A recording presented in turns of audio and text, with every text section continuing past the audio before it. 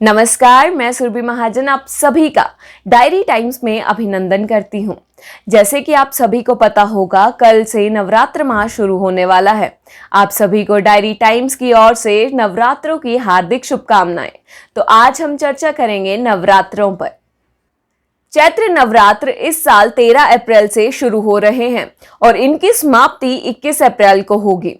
नवरात्रि में मां दुर्गा के 9 स्वरूपों की पूजा अर्चना की जाती है। नवरात्रि शब्द 2 शब्दों से बना है। पहला शब्द है नव और दूसरा शब्द है रात्रि, जिसका अर्थ है 9 रातें। नवरात्रि व्रत का महत्व। नवरात्रि व्रत का पारण कन्याओं को भोजन करा के किया जाता है। कई लोग नवरात्रि के 8वें दिन कन्याओं का पूजन कर अपना व्रत खोल देते हैं, जिसे अष्टमी कहा जाता है। तो कई लोग 8 दिन व्रत रख 9वें दिन पूजन कर व्रत खोलते हैं। इसे नवमी के नाम से जाना जाता है। नवरात्र के 9 दिन। नवरात्रि के 9 दिन माता के अलग अलग स्वरूपों की पूजा की जाती है। भक्त पहले दिन घट स्थापना करते हैं। कलश स्थापना के लिए शुभ मुहूर्त देखना बेहद ही जरूरी माना जाता है। कई घरों में पूरे 9 दिन तक अखंड ज्योत भी जलाई जाती है। इन दिनों जौ उगाने की भी परंपरा अपनाई जाती है। मां को प्रसन्न करने के लिए भक्त 9 दिन माता की विधि विधान पूजा करके भजन कीर्तन करते हैं। तो चलिए अब जानते हैं सबसे पहले दिन किस मां की पूजा की जाती है। पहले दिन मां शैलपुत्री की पूजा की जाती है। नवरात्र के प्रथम दिन शैलपुत्री की पूजा होती है। शैलपुत्री हिमालय की पुत्री हैं। इसी वजह से मां के इस स्वरूप को शैलपुत्री कहा जाता है। इनकी आराधना से हम सभी मनोवांछित फल प्राप्त कर सकते हैं। तो चलिए अब जानते हैं मां शैलपुत्री की पूजा कैसे की जाती है। सबसे पहले मां शैलपुत्री की तस्वीर स्थापित करके उनके नीचे लकड़ी की चौकी पर लाल वस्त्र बिछाया जाता है। इसके ऊपर केसर से श्वम लिखा जाता है और उनके ऊपर मनोकामना पूर्ति गुटिया रखते हैं।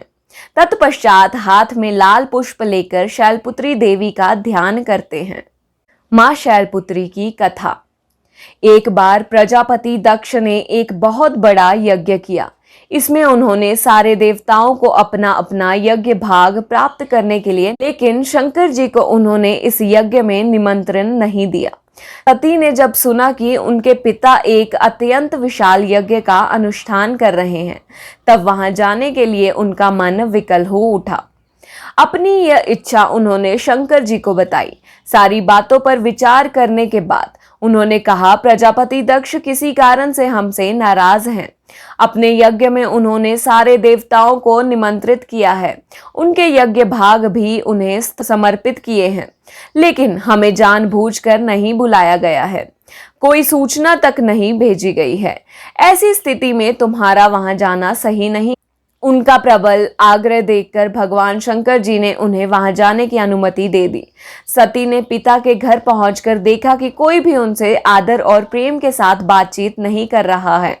केवल उनकी माता ने स्नेह से उन्हें गले लगाया। परिजनों के इस व्यवहार से उनके मन को बहुत दुख पहुंचा। यह सब देखकर सती का हृदय क्षोभ, ग्लानि और क्रोध से भर उठा। उन्होंने सोचा, भगवान शंकर जी की बात न मान, यहाँ आकर मैंने बहुत बड़ी गलती की है। वे अपने पति भगवान शंकर के इस अपमान को सह ना सकी। उन्होंने अपने इस रूप को तत्क्षण वहीं जलाकर भस्म कर दिया। वज्रपात के समान इस दारूद दुखद घटना को सुनकर शंकर जी ने क्रोधित होकर अपने गणों को भेजकर दक्ष के उस यज्ञ का पूर्णतः विध्वंस करा दिया। सती ने योग अग्नि द्वारा अपने शरीर को भस्म कर अपने जन्म में शैलराज हिमालय की पुत्री के रूप में जन्म लिया।